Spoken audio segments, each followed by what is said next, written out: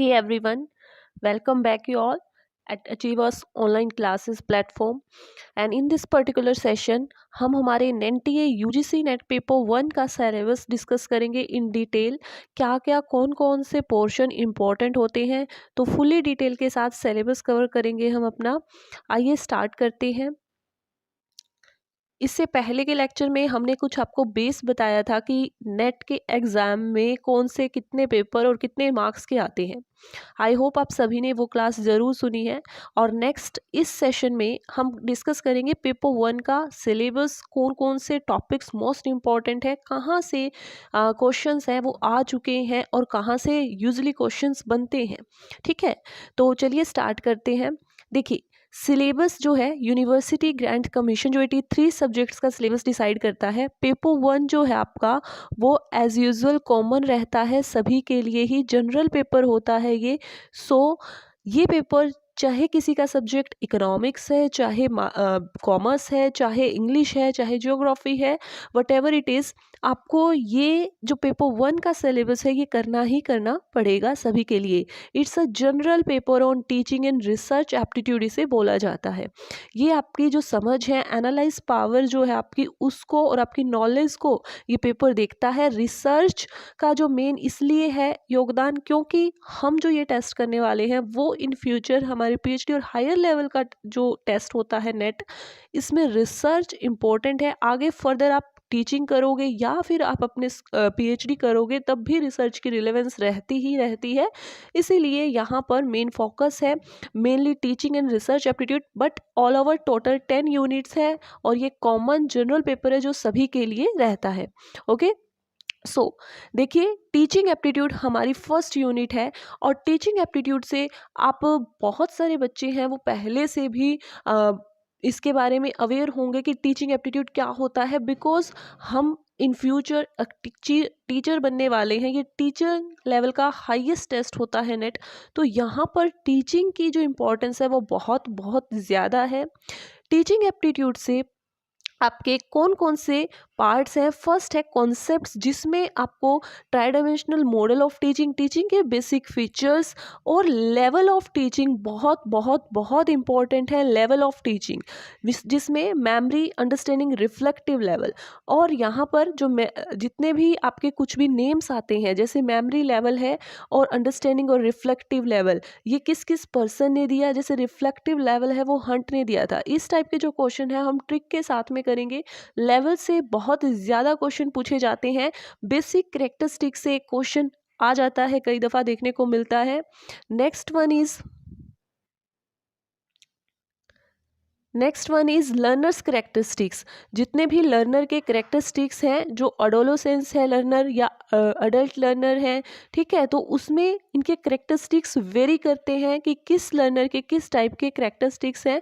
तो इस करेक्टरिस्टिक्स से एक बेसिक कॉन्सेप्चुअल क्वेश्चन आपसे पूछा जाता है। टीचिंग में जो क्वेश्चन रहते हैं वो आपकी जनरल नॉलेज को चेक करने के लिए ही बनाए जाते हैं, फ्रेम किए जाते हैं। आपको 5 से 6 ऑप्शन दिए जाएंगे, उसमें से आपको एक ऑप्शन जो है वो सिलेक्ट करना होता है, जिसमें से कंबाइंड आपको मिक्सचर होगा। फॉर एग्जांपल, जैसे कि आपको एक क्वेश्चन फ्रेम करके दिया जाएगा कि क्या क्या एक बेस्ट टीचर में होना चाहिए, फिर आपको उसके 5 से 6 ऑप्शंस दिए जाएंगे। नीचे इन ऑप्शंस में से आपको ग्रुप ऑफ द बेस्ट जो आंसर होगा वो आपको फाइंड आउट करना है। क्लियर हो गई है बात? ओके, तो यहाँ पर टीचिंग के सिलेबस में टीचिंग एप्टीट्यूड जो फर्स्ट यूनिट है उसमें लर्नर के करेक्टरिस्टिक्स, इंडिविजुअल डिफरेंस से क्वेश्चन आता ही आता है। Factor affecting teacher related to teacher, learner and support material. What is support material here? जितने भी आपके एड्स हैं, टीचिंग एड्स हम यूज़ करते हैं, वो सभी सपोर्ट मटेरियल्स में आते हैं। Instructions, facilities, learning environment and institutions, method of teaching in institution of higher learning. कौन कौन से टीचर सेंटर मेथड है, कौन कौन से लर्नर सेंटर मेथड है। टीचर और लर्नर सेंटर में आपको ग्रुप बनाकर दिया जाएगा कि फाइंड आउट कीजिए कौन से लर्नर सेंटर मेथड है, तो आपको उसमें से एक ग्रुप ऑफ ऑप्शंस को फाइंड आउट करना है कि ये पर्टिकुलर लर्नर सेंटर है और ये टीचर सेंटर मेथड है। या फिर आपको कोई ओड वन आउट, यानी कि जहाँ पर सभी लर्नर सेंटर मेथड होंगे और आपको एक टीचर सेंटर मेथड है वो फाइंड आउट करना होगा। नेक्स्ट जो सबसे इम्पोर्टेंट टॉपिक है, ये जो सिलेबस में बहुत बार आई थिंक पर्टिकुलर हर यूनिट में ही यहाँ से क्वेश्चन रहता ही रहता है। स्वयं, स्वयं प्रभा और मूक। क्या होते हैं स्वयं, स्वयं प्रभा और मूक? ये ऑनलाइन एजुकेशंस के प्लेटफॉर्म है, ठीक है। Open massive open online courses मूक की फुल फॉर्म है। यहाँ से स्वयं और स्वयं प्रभा जो है एक 32 DTH चैनल है, यहाँ से क्वेश्चंस बनते हैं कि किसने इसको लॉन्च किया, कब ये आया था, ठीक है। और स्वयं में क्या क्या चीज़ें हैं, एलिमेंट्स इंक्लूड। मूक प्लेटफॉर्म किस टाइप से है, मेनली यहाँ से फैक्चुअल ही क्वेश्चंस रहते हैं आपके, और आपको लगभग हर पेपर में ये क्वेश्चंस है वो देखने को मिलेगा ही मिलेगा स्वयं से related. Very very important concept है स्वयं, स्वयं प्रभा और मूक का। ओके जी, ठीक है।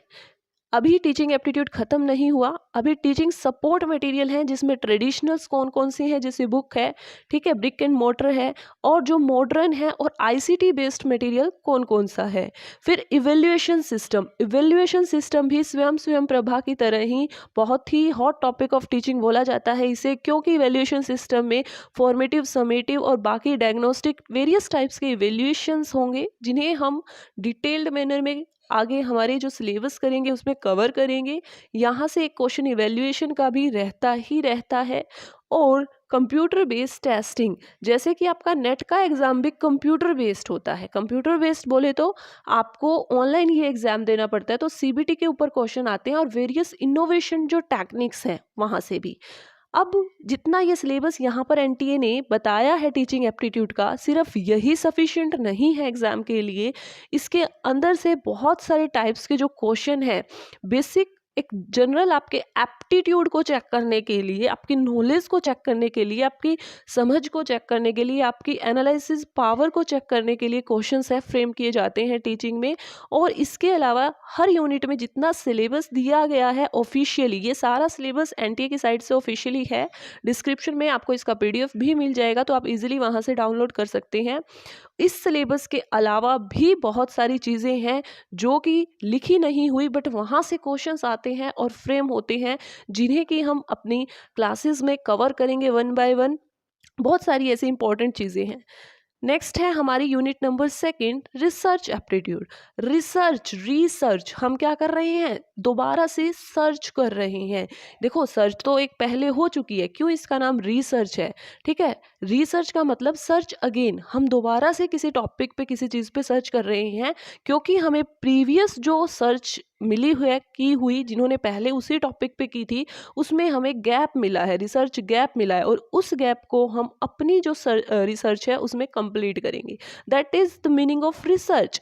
रिसर्च एप्टीट्यूड, अब आपका जो रिसर्च एप्टीट्यूड है वो किस टाइप का है, तो यहाँ पर रिसर्च में कौन कौन से टॉपिक रहते हैं भाई।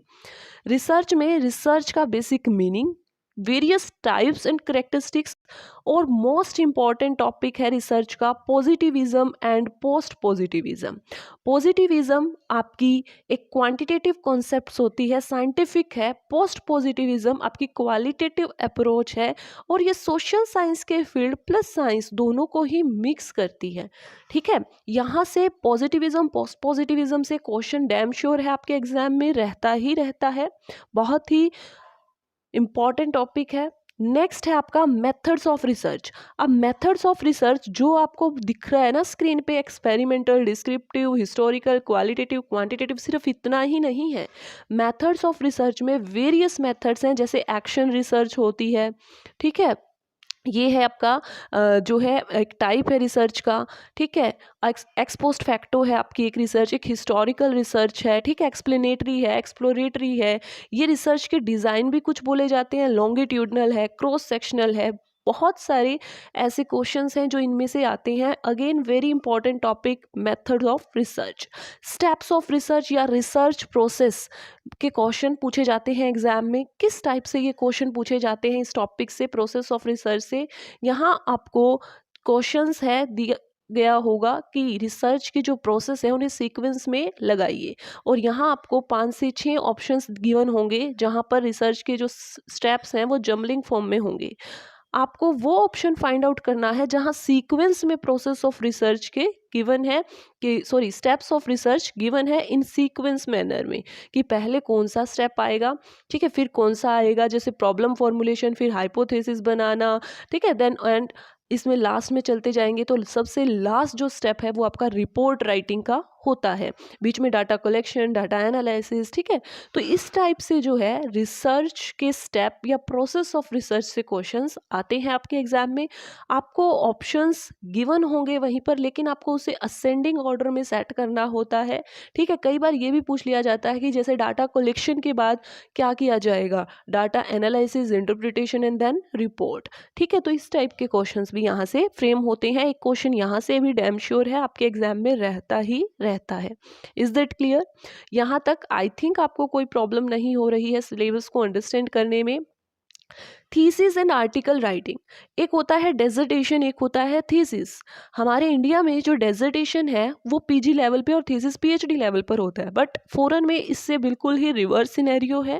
और thesis is a very very important part of a research format और इनके style of referencing. What is reference? Reference का हम बोलते हैं ना कि आप किसके रेफरेंस से आए हो, तो आपने जो अपनी रिसर्च की है उसमें आपने कौन कौन सा रेफरेंसिंग को यूज़ किया है, उसका एक स्टाइल होता है। जैसे एपीए स्टाइल है, ठीक है, एमएलए स्टाइल है, ठीक है, इस टाइप से उनका एक स्टाइल होता है।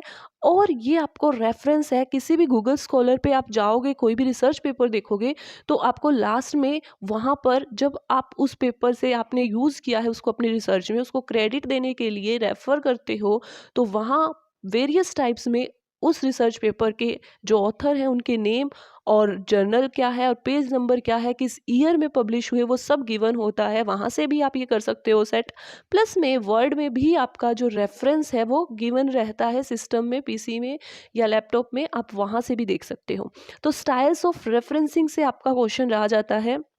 Okay, next one is application of ICT in research. तो ये जो एरिया है ना application of ICT, actually ICT only research में ही नहीं, आईसीटी हायर एजुकेशन में भी पूछा गया है, आईसीटी रिसर्च में भी और आईसीटी टीचिंग में भी है। टीचिंग में बताऊंगी कैसे। वेरियस एप्स हमारी जो गवर्नमेंट है वो लॉन्च करती है, डीएसएसबी वाले बच्चों को इसका नॉलेज होगी। और जो वेरियस ऐप में ही जैसे स्वयं था, स्वयं प्रभा था, ठीक है, ज्ञानवाणी है, ज्ञान दर्शन है, इस टाइप से बहुत से न्यू, ट्यूलिप है, जैसे बिल्कुल न्यू जो एप्स हैं वो लॉन्च होते रहते हैं। लगभग एप्स के रिगार्डिंग कम से कम आपके 30 to 35 ऐप्स हैं जो आपको कम से कम रीड करके जाने पड़ेंगे। और भी जो जैसे जैसे करंट के न्यू आएंगे हम ऐड करते चलेंगे, उन ऐप से क्वेश्चन आता है, ठीक है। तो ये आपका रिसर्च का पूरा सिलेबस है। इसके अलावा आप देखिए यहाँ रिसर्च में ना आपको इसके अलावा एक मोस्ट इम्पॉर्टेंट टॉपिक है जो कि कई दफ़ा पूछ लिया जाता है बट आपको यहाँ पर मेंशन नहीं है, ठीक है। तो बहुत सारी ऐसी एक दो टॉपिक हैं जो मेंशन नहीं है सिलेबस में। आप ये सोचो कि यही सिलेबस है और यही मुझे करके जाना है, नहीं, इसके अलावा भी बहुत सारी चीज़ें हैं जो आपको पढ़कर जानी है। इट्स अ फॉर्मेट, यस ये सिलेबस है बट इस सिलेबस के अलावा भी, जैसे कि मैं आपको बता देती हूँ, जो एक्स्ट्रा टॉपिक हैं, जो चीज़ें लिखी नहीं हुई हैं लेकिन वहाँ से क्वेश्चंस आते हैं, ठीक है। ऐसा है कि आपका जो सिंपोजियम है, ठीक है, वर्कशॉप है, सेमिनार है, कॉन्फ्रेंस है, ठीक है, ये मीटिंग्स के जितने भी टाइप्स हैं यहाँ से रिसर्च का क्वेश्चन आता है। एक क्वेश्चन एथिक्स से डैम श्योर है कि एथिक्स क्या होते हैं, किस में फॉलो करने चाहिए, यहाँ से क्वेश्चन आता है। एफएफपी है, एथिक्स के रिगार्डिंग ही इंपॉर्टेंट कॉन्सेप्ट्स है एक, ठीक है। तो इन सब चीज़ों को हम करेंगे भाई बिल्कुल अच्छे से डिटेल्ड मैनर में, ओके। और रिसर्च के एक एक्शन रिसर्च के स्टेप्स कई दफ़ा पेपर में पूछ लिए जाते हैं। बहुत ही इजी सिंपल सा क्वेश्चन है, plan, act, observe and reflect, okay. Next one is comprehension. ये 5 क्वेश्चन, ठीक है, और 10 नंबर। आपको लगेगा कॉम्प्रीहेंशन है तो फ्री के हैं, नहीं, ये फ्री के नहीं है, इस पर आपको डेली प्रैक्टिस करनी होती है, तब जाकर हमारे जो कॉम्प्रीहेंशन है वो ठीक निकलते हैं। ये वो फॉर्मेट नहीं है कि जो हम 10th 12th में जर्नल पेपर में देखते थे कि लाइन से लाइन मैच कर दी और आपका कॉम्प्रीहेंशन हो गया, नहीं। आपको वहाँ पर अपनी एनालिटिकल स्किल्स का यूज़ करना होता है, आपकी अंडरस्टैंडिंग पावर का यूज़ करना होता है। कॉम्प्रीहेंशन में प्लस में मैथमेटिकल रीजनिंग और डीआई, ये जो है ये डेली प्रैक्टिस बेस्ड है। फिर ये आपके 10 नंबर हैं वो बिल्कुल फ्री के हैं, इसमें कोई दो राय नहीं है। ठीक है, तो कॉम्प्रीहेंशन है तो इसे इजी मत लीजिएगा, ये आपको एक बोनस पॉइंट मिल रहा है और इसको अच्छे से कवर कीजिएगा।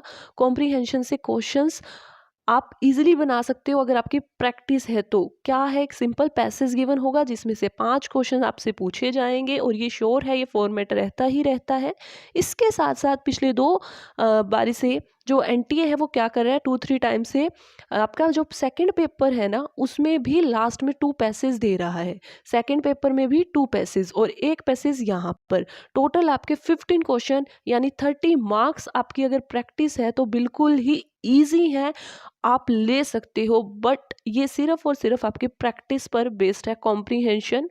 ओके, नेक्स्ट है कम्युनिकेशन। अब कम्युनिकेशन के क्वेश्चंस, आपको पता है कम्युनिकेशन क्या होता है, जब एक पर्सन दूसरे से इंटरेक्ट करता है, अपनी बातें रखता है, दूसरे की बात है वो समझ पाता है, that is called in simple language communication. But communication और टीचिंग के क्वेश्चन मिक्स करके पूछे जाते हैं आपके एग्जाम में। ठीक है, टीचिंग और कम्युनिकेशन के क्वेश्चन मिक्स करके पूछे जाते हैं। कम्युनिकेशन के हर जगह ही मिक्स जो क्वेश्चन है वो रहते ही रहते हैं। ठीक है, तो यहाँ पर कम्युनिकेशन जो है उसमें कम्युनिकेशन का मीनिंग, कम्युनिकेशन की टाइप्स और कैरेक्टरिस्टिक्स पूछे जाते हैं। टाइप्स में इसके जितने भी मॉडल्स हैं वो भी इम्पोर्टेंट है, प्लस जैसे लीनियर कम्युनिकेशन मॉडल कौन सा है, एक स्टेटमेंट देके भी पूछ सकता है ये ट्रांजैक्शनल है, इंटरेक्शनल है, क्या कौन सा मॉडल है, इंटरेक्शन है, ट्रांजैक्शनल है। ठीक है, लीनियर में ओनली जो टीचर है वही सिर्फ क्या कर रहा है, अपनी बात रख रहा है। ठीक है, इंटरेक्शन में इंटरेक्शन हो रहा है, एक तरफ अगर सेंडिंग हो रही है तो दूसरी तरफ मैसेज रिसीव भी हो रहा है। और ट्रांजैक्शन में प्लस में फीडबैक भी आ जाती है, साथ में फीडबैक भी मिल रही है।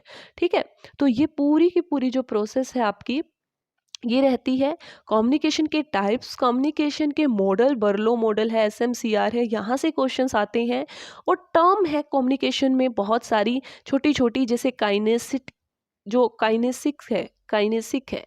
ठीक है, जो आपकी बॉडी लैंग्वेज की मूवमेंट है, पोस्चर्स है, गेस्चर्स है, स्पैटियल है, ये वर्ड्स हैं, टैक्टिकल है, आप किस चीज़ के लिए यूज़ करते हो, पैरा लैंग्वेज है, जो आपकी वॉइस मॉड्यूलेशन है। फॉर एग्जांपल मैं ऐसे करके आपको बोल रही हूँ कि जहाँ पर जो मेन टॉपिक है वहाँ पर मैं ज़्यादा प्रेशर डाल रही हूँ, ट्रस्ट डाल रही हूँ, ये क्या है मेरा, ये मेरा वॉइस मॉड्यूलेशन है, इसे ही पैरा लैंग्वेज बोलते हैं। तो इस टाइप के क्वेश्चन भी आते हैं एग्जाम में।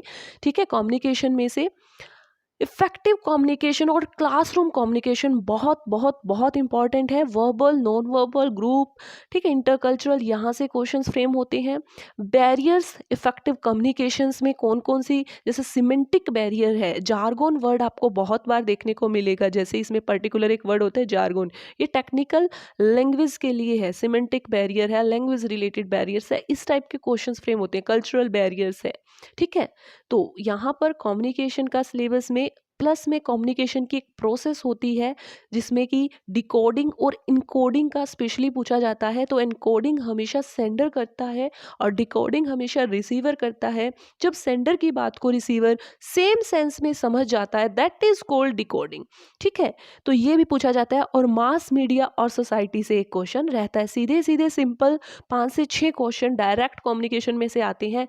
तीनों ही बहुत ही इजी यूनिट है, टीचिंग, रिसर्च और कम्युनिकेशन। अगर आपकी कमांड है इस पर तो आपके क्वेश्चंस इसमें से बिल्कुल भी गलत नहीं होंगे। और कमांड कैसे बनेगी, इसमें कॉन्सेप्ट समझनी होती है, इसमें आपकी अंडरस्टैंडिंग पावर चाहिए। ये फैक्चुअल कम है और अंडरस्टैंडिंग बेस्ड क्वेश्चन ज़्यादा बनते हैं यहाँ से। ये नहीं कि हमने फैक्ट या ईयर याद कर लिया और ये यूनिट हो गई, नहीं। यहाँ पर आपकी नॉलेज के साथ में आपकी अंडरस्टैंडिंग पावर भी इक्वल वर्क करती है। Next one is mathematical reasoning and aptitude.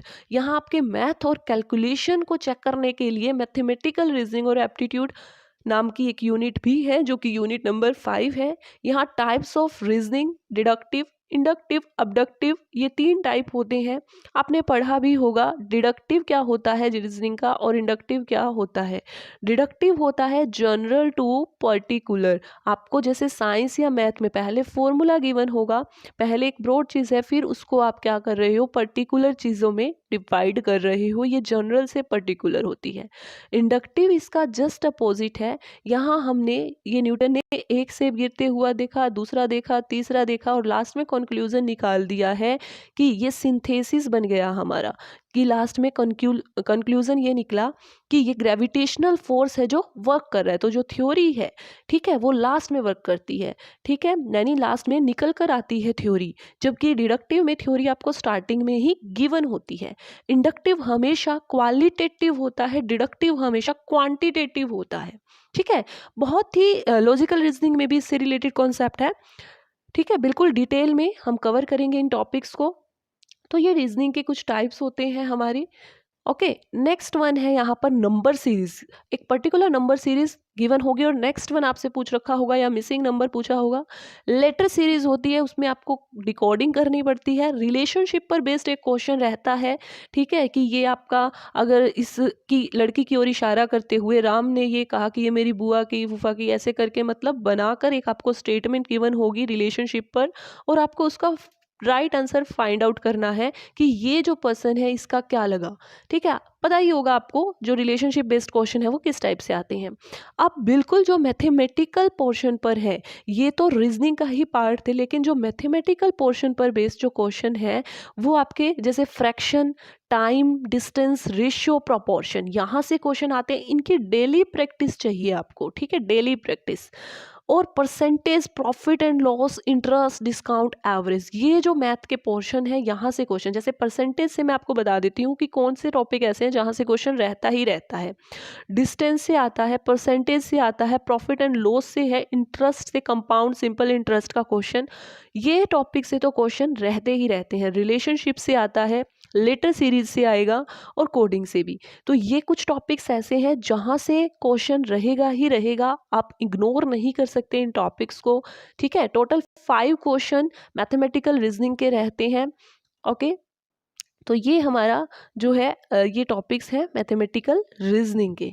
Next है लॉजिकल रीजनिंग, जो कि है हमारी यूनिट नंबर 6। लॉजिकल रीजनिंग, नाम से ही देखो लॉजिक, आपको तर्क लगाना पड़ेगा, यहाँ लॉजिक लगाना पड़ेगा। और बहुत ही इंटरेस्टिंग यूनिट है ये, माय पर्सनल फेवरेट यूनिट, क्योंकि यहाँ आपको कुछ भी याद या मेमोराइजेशन रखने की ज़रूरत नहीं है। यहाँ आप चीज़ों को समझो और अप्लाई करो, बस दैट्स इट। ओके, सो यहाँ पर आपको एक आर्ग्यूमेंट्स गिवन होगा, प्रीमिसेस होंगे, कंक्लूजन होगा, और वो फॉलो करता है या नहीं करता, इस टाइप से एक क्वेश्चन रहता है। एक क्वेश्चन मूड एंड फिगर में से रहता है, मूड क्या होते हैं, फिगर क्या होते हैं, ये सब डिस्कस करेंगे भाई, ठीक है, नेक्स्ट क्लासेस में। और यूजेस ऑफ लैंग्वेज, टोटल आपकी 6 to 7 टाइप्स ऑफ लैंग्वेज है यहाँ से, और इन लैंग्वेज का जो यूज़ करने का है, मतलब जो पोर्शन है यहाँ पर पूछा जाएगा कि ये कौन सी है, किस टाइप की जो लैंग्वेज के टाइप्स गिवन होते हैं, ठीक है, वहाँ से क्वेश्चन आता है। कॉनोटेशन क्या है, डिनोटेशन क्या है, किस टाइप से स्ट्रक्चर है वो बनता है, ठीक है, जैसे लेक्सिकल लैंग्वेज होती है, इस करके जो लैंग्वेज है उससे रिलेटेड क्वेश्चन प्लस कॉनोटेशन और डिनोटेशन से क्वेश्चंस आते हैं। Okay, next one is classical square of opposition. Classical square of opposition में से आपको 2 स्टेटमेंट दी गई होंगी, जैसे आपसे पूछा जाएगा कि जैसे ऐसा करके, इसमें 4 टाइप की होती हैं भाई, अल्टरन, सबअल्टरन, कॉन्ट्राडिक्टरी, ठीक है, और इस टाइप से आपकी जो है क्वेश्चंस बनते हैं। और यहाँ से आपसे पूछा जाएगा कि अगर ये ट्रू है तो ये फॉल्स होगी, ट्रू होगी, इस टाइप से करके 4 ऑप्शन यहाँ पर गिवन होंगे आपको। क्लियर हो गई बात, ठीक है। यहाँ कॉन्ट्रेरी, जैसे सब कॉन्ट्रेरी, इस टाइप से अल्ट्रेशन, सब अल्ट्रेशन, इस टाइप से जो क्वेश्चन है यहाँ से बनते हैं।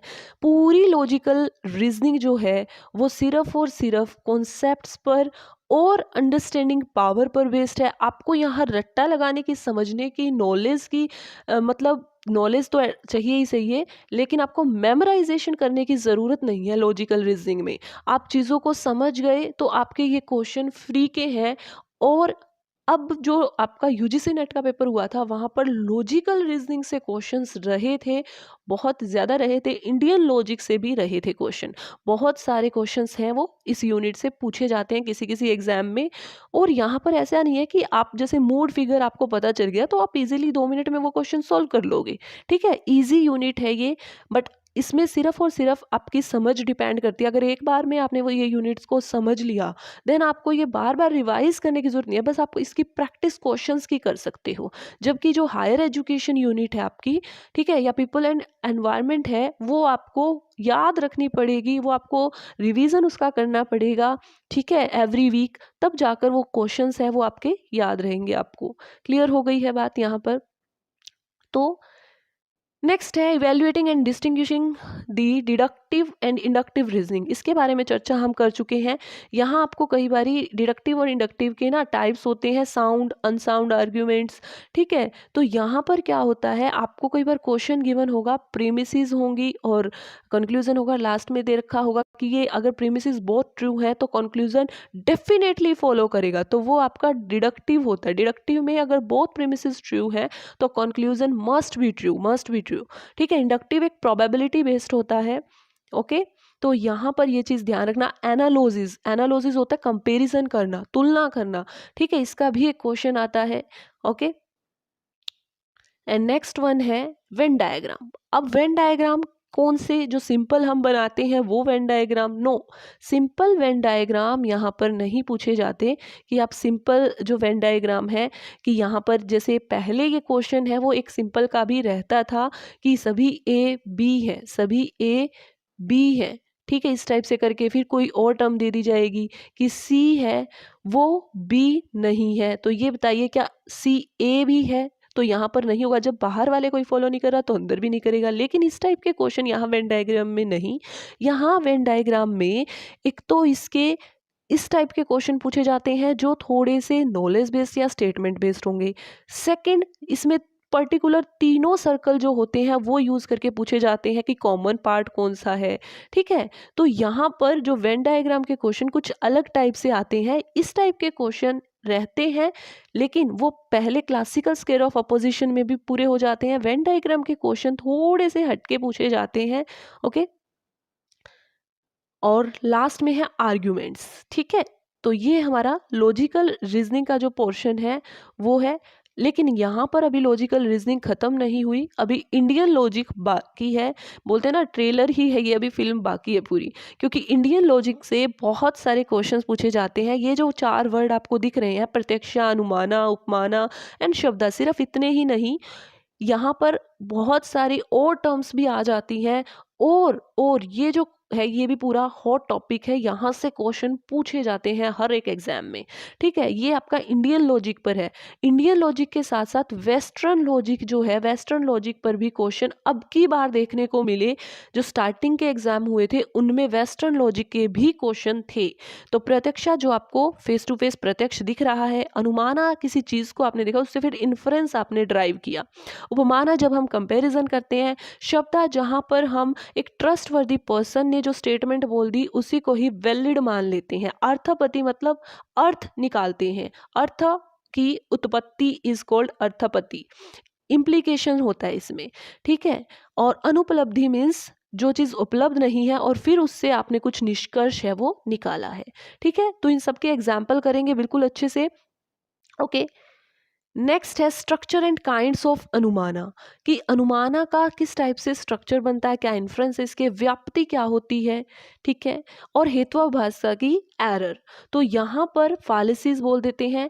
ये जो पोर्शन है इसमें से भर भर के क्वेश्चन पूछे जाते हैं, ठीक है। भर भर के क्वेश्चन कहने का मतलब एक आपको हेत्वाभाषा की एरर देखने को मिलेगी श्योर, एक इस पोर्शन से क्वेश्चन देखने को मिलेगा, ठीक है। और यहाँ पर एक आधा जो क्वेश्चन है वो आपकी थोड़ा सा जो मैं कहूँगी ट्रिकी क्वेश्चन यहाँ से बनते हैं। जो प्रीवियस जो पार्ट हमने किया है ना लॉजिकल रीजनिंग का, जो प्रीवियस पार्ट हमने लॉजिकल रीजनिंग का किया है जिसमें स्क्वायर ऑफ अपोजिशन और ये सारे क्वेश्चंस थे, वो तो बहुत ही आपकी इजी वे में आपकी, सिर्फ आपको अगर कंसेप्ट्स क्लियर है आप कर लेते हो उसको, कोई दिक्कत की बात नहीं। लेकिन यहाँ पर आपको थोड़ा सा ध्यान रखना पड़ता है एक आधे क्वेश्चन में। बाकी पूरी लॉजिकल रीजनिंग बहुत ही इंटरेस्टिंग है, इसको इंटरेस्ट लेके करोगे तो ये यूनिट में आपके फुल मार्क्स हैं। Next one is DI। DI बोले तो डाटा इंटरप्रिटेशन, ये भी बहुत ही इजी क्वेश्चन है, यहाँ पर स्क्रॉलिंग की प्रॉब्लम रहती है बच्चों को, लेकिन ये यूनिट डेली प्रैक्टिस आपकी मांगेगी कि आपको इसकी डेली टू डेली प्रैक्टिस करनी पड़ेगी, तब जाकर आप इजीली कर सकते हो। सिंपल आपके अंडरस्टैंडिंग बेस्ड ही क्वेश्चन पूछे जाते हैं, ज़्यादा कुछ ट्रिकी क्वेश्चन कॉम्प्लेक्स नहीं बनते यहाँ से। जैसे परसेंटेज बेस पर कुछ डाटा गिवन होगा, नीचे 5 क्वेश्चन होंगे और आपको उसके आंसर करने हैं। प्रॉफिट एंड लॉस पे भी हो सकता है, वो रेशियो में भी हो सकता, ठीक है। थ्योरेटिकल क्वेश्चन भी एक आधा बन सकता है यहाँ से क्लासिफिकेशन ऑफ डाटा से। तो जो ग्राफिकल रिप्रेजेंटेशन जहाँ से क्वेश्चन बनते हैं आपके, वो किस टाइप से होती है, तो ग्राफिकल रिप्रेजेंटेशन आपको बार चार्ट के रूप में भी देखने को मिलेगी, जैसे बार चार्ट के रूप में भी आपको ये देखने को मिलेगी, और ये आपको हिस्टोग्राम पाई चार्ट में भी देखने को मिलेगी, टेबल चार्ट में और लाइन चार्ट में भी। यहाँ पर आपको इस टाइप से एक पूरा डाटा गिवन होगा टेबल में, नीचे इसके क्वेश्चंस होंगे 5, और इसके बेस पर आपको यहाँ से डाटा लेकर वो निकालना है। कई बारी मिसिंग टर्म भी पूछ ली जाती हैं डीआई में, तो डीआई जो है आपकी बिल्कुल ईजी है आपके लिए। जो बच्चा ऐसा सोचता है कि मुझे मैथ नहीं आता तो मैं डीआई भी नहीं कर पाऊंगा, ये बहुत ही गलत कॉन्सेप्ट्स है। इस कॉन्सेप्ट्स को आप अपने मन से निकाल दीजिए। जब आप इसकी डेली प्रैक्टिस करोगे तो आप डीआई बिल्कुल कम टाइम में सॉल्व कर लोगे वहाँ पर एग्जाम में। तो ये जो यूनिट है ये आपकी डेली प्रैक्टिस है, वो डिजर्व करती है, तब जाकर आप इसे अच्छे से कवर कर पाओगे। फिर है डाटा एंड गवर्नेंस, ओके। फिर है information and communication technology, that is ICT. ये आपकी एक कंप्यूटर से related ICT, information and communication technology की एक यूनिट है। सीधे सीधे टोटल जो 5 टॉपिक मैं बताती हूँ जहाँ से क्वेश्चन इस यूनिट में से पूछे जाते हैं, इससे जो ज़्यादा है वो क्वेश्चन यहाँ से नहीं होते। तो एक तो एब्रीविएशन इस यूनिट में पूछ ली जाती हैं आपसे, जैसे HTML की फुल फॉर्म बता दीजिए, ठीक है, HTTPS है उसकी बता दीजिए, इस टाइप से। बेसिक इंट्रानेट, इंटरनेट और ईमेल बहुत इंपॉर्टेंट है। ईमेल में सीसी, VCC, ठीक है, इससे रिलेटेड एक कॉन्सेप्ट बनाकर आपसे क्वेश्चन पूछा जाएगा, ओके। इसके साथ में यहाँ पर आपको जो डाटा है वो चेंज करने से रिलेटेड, जैसे कि जो डाटा की यूनिट्स हैं MB KB, इस टाइप से जो क्वेश्चन है प्रोसेस में सेट करने वाले हाईएस्ट कौन सी यूनिट है ये भी पूछा जाता है। प्लस में डेसिमल से आपको जो डाटा है वो कन्वर्ट करना होगा ऑक्टल में, बाइनरी में, तो यहाँ से भी क्वेश्चन आता है। ये 2 टॉपिक रिटर्न नहीं है, लेकिन यहाँ से क्वेश्चन आपके एग्जाम में रहता है। Third most important digital initiative जितने भी हैं हायर एजुकेशन से रिलेटेड, और गवर्नेंस जो है हमारी आईसीटी की, यहाँ से डिजिटल इनिशिएटिव में वही इस आईसीटी बेस्ड जो डिजिटल इनिशिएटिव लिए गए हैं गवर्नमेंट के द्वारा, यही पूछे जाते हैं, ठीक है। तो ये सभी जो है बहुत इजी छोटी यूनिट है, और कंप्यूटर की जो टर्म है, अगर आप बेसिक कंप्यूटर नॉलेज रखते हो तब भी आप 3 क्वेश्चन इसमें से इजीली कर जाओगे। और यहाँ पर ईमेल बहुत इंपॉर्टेंट है, प्लस में एब्रीविएशन का एक क्वेश्चन रहता ही रहता है, क्वेश्चन इंटरचेंज करने का रहता है, ओके। वेरी सिंपल यूनिट, बस छोटी सी टर्म्स जो हैं आपको वो देखनी होती है। जैसे फाइल की जो डिक्टेशन है वो भी पूछ ली जाती है, MP4 फाइल है वो हमेशा वीडियो के लिए यूज़ होती है, इस टाइप से। और जो ऑर्डर में सेट करने वाले क्वेश्चन है वो आईसीटी से आपको देखने को मिलेंगे, ओके। रैम क्या है, प्लस में रोम क्या है, इनके फीचर्स क्या होते हैं, प्राइमरी सेकेंडरी मेमोरी क्या है, ठीक है। रैम रोम से बहुत दफ़ा क्वेश्चन पूछे जाते हैं, तो बहुत ही इजी सिंपल सी यूनिट है ये। पीपल डेवलपमेंट एंड एनवायरनमेंट, अब ये जो यूनिट है यहाँ पर बहुत सारे बच्चे घबरा जाते हैं, आपने इस यूनिट को किस टाइप से करना है, क्योंकि पीपल डेवलपमेंट एनवायरनमेंट में से अगर आपको पूरी साइंस की डीपली नॉलेज नहीं है, क्योंकि इसमें से 2 से 3 क्वेश्चन तो फिक्स रहते हैं, 2 क्वेश्चन है जो थोड़े से एडवांस लेवल के आ जाते हैं। तो यहाँ मिलेनियम डेवलपमेंट और सस्टेनेबल डेवलपमेंट गोल, 2021 का कोई भी पेपर ऐसा नहीं था जहां ये 2 टॉपिक ना पूछे गए हों, और उससे पहले भी, ठीक है। MDG और SDG यहाँ से क्वेश्चन रहता ही रहता है। गोल सारे आपको याद करने पड़ेंगे, और हम ट्रिक से याद करेंगे स्टोरी बना के सभी गोल को, यहाँ से कोई भी क्वेश्चन आपका गलत नहीं होगा। एक क्वेश्चन यहाँ से श्योर है, डैम श्योर है, मिलेनियम डेवलपमेंट और सस्टेनेबल डेवलपमेंट गोल्स, ठीक है। तो कुछ स्टेटिक पोर्शन है पीपल डेवलपमेंट एंड एनवायरनमेंट का, जहाँ से क्वेश्चन रहते हैं वो आप नहीं छोड़ सकते और आपको करना ही करना पड़ता है। MDG है, SDG है, प्लस में जो आपके कन्वेंशंस हैं जितनी भी, वो भी इम्पॉर्टेंट है, वहाँ से भी एक क्वेश्चन डैम श्योर है, रहता ही रहता है। ओके, फिर यहाँ पर है आपका ह्यूमन एंड एनवायरनमेंट इंटरेक्शन। यहाँ पर जितनी भी एंथ्रोपोजेनिक एक्टिविटीज़ हैं, एनवायरनमेंट से रिलेटेड टॉपिक हैं और एनवायरमेंटल इश्यूज, आगे जितने भी टाइप के पॉल्यूशंस हैं ये पूछ लिए जाते हैं, ठीक है। और पॉलिटिकल डायमेंशंस हमारी, प्लस में impact of pollution on the human health. तो अब ये जो पोर्शन है आपका एमडीजी और एसडीजी का, ये तो फिक्स है, स्टैटिक पोर्शन है, यहाँ से एक क्वेश्चन रहेगा ही रहेगा आपके एग्जाम में, नो डाउट, बिल्कुल स्टैटिक पोर्शन है ये। लेकिन जो आपका ये वाला पोर्शन है ना, यहाँ से क्वेश्चन आपका कहीं से भी पूछ सकता है, किसी भी कॉन्सेप्ट से रिलेटेड, यहाँ से आपका श्योर नहीं है कि सिर्फ इसी में से ही क्वेश्चन पूछा जाता है, ठीक है। यहाँ से क्वेश्चन है वो थोड़ा सा ट्रिकी रहता है, ठीक है। इसके बाद यहाँ पर अभी पीपल डेवलपमेंट एनवायरनमेंट यूनिट खत्म नहीं हुई, यहाँ पर रिसोर्सेज से एक क्वेश्चन रहता है, श्योर है ये क्वेश्चन कि जो आपके रिन्यूएबल, नॉन रिन्यूएबल, प्लस में सोलर, विंड, सॉयल और इससे रिलेटेड जो बायोमास के क्वेश्चन है ये भी पूछ लिए जाते हैं। करंट क्वेश्चन पूछे जाते हैं, जैसे हाईएस्ट सोलर में कौन सा स्टेट है, ठीक है, या कौन सी कंट्री है, इस टाइप से क्वेश्चन भी पूछ लिए जाते हैं यहाँ पर। और विंड की जो है एनर्जी कितनी होनी चाहिए, तो थोड़े से फैक्चुअल क्वेश्चन मैं कहूँगी यहाँ से पूछे जाते हैं आपके।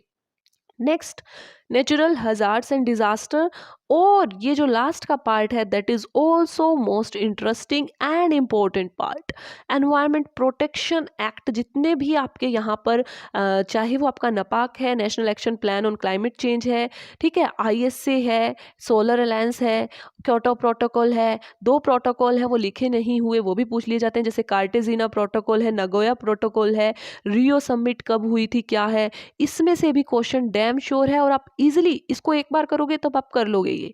तो एमडीजी और एसडीजी प्लस लास्ट का पोर्शन श्योर है, डैम है।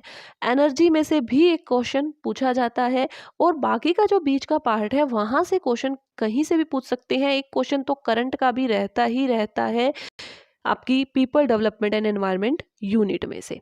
क्लियर हो गई है बात यहाँ पर। तो ये आपका जो टोटल है, ये आपका पूरा का पूरा जी यूनिट नंबर आपकी 9th है वो कंप्लीट होती है यहाँ पर। नेक्स्ट और लास्ट यूनिट हमारी बचती है higher education system. Higher education system जैसा कि नाम से ही उच्च शिक्षा प्रणाली, NET is also part of higher education system, इसीलिए ये यूनिट है वो आपके सिलेबस में रखी गई है। यहाँ से institutions of higher learning and education in ancient India, जितने भी आपके एंशिएंट इंडिया के इंस्टीट्यूशंस हैं, ठीक है, यूनिवर्सिटीज़ है, नालंदा है, ठीक है, विक्रमशिला है, इन सब यूनिवर्सिटीज़ से क्वेश्चन, प्लस वहाँ पर जोन सी सेरेमनी होती थी, ठीक है, जैसे जो संस्कार होते थे पहले गुरुकुल में, या जितनी भी सेरेमनी होती थी वहाँ से भी क्वेश्चन रहता है, एंशिएंट का पार्ट है ये भी।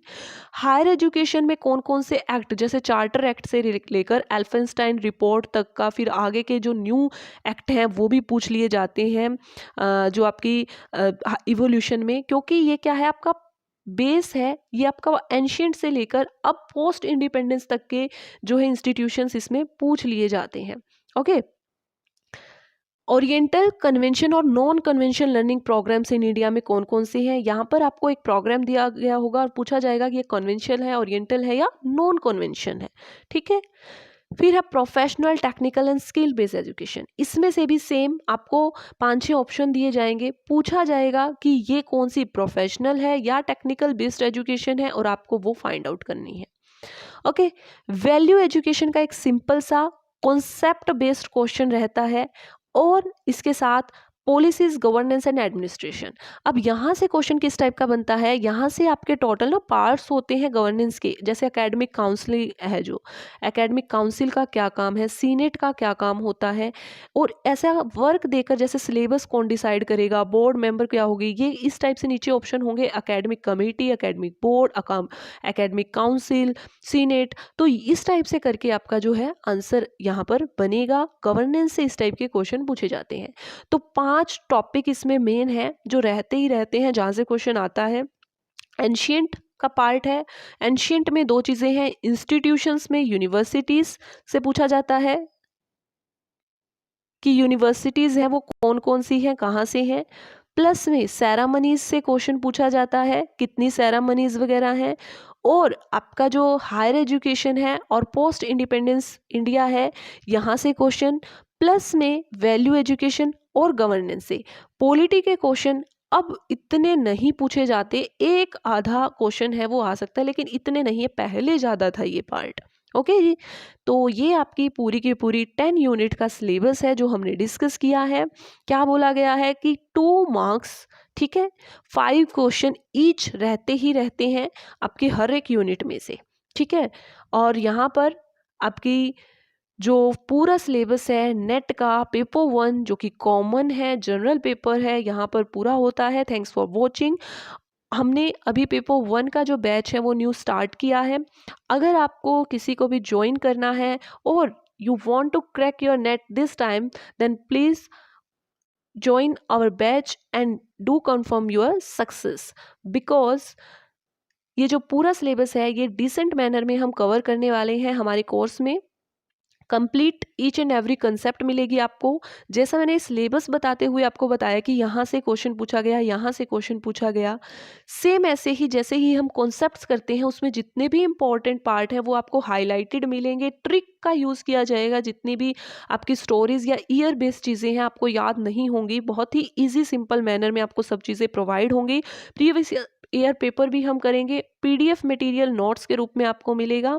ओके जी, सो थैंक्स फॉर वॉचिंग। ये पूरा जो आपका नेट का सिलेबस रहा, नेक्स्ट जो हमारा क्लास रहेगी उसमें हम पेपर 1 टीचिंग एप्टीट्यूड को डिस्कस करेंगे। Till then stay blessed, take next video study, we will meet soon in our next class. Thank you so much.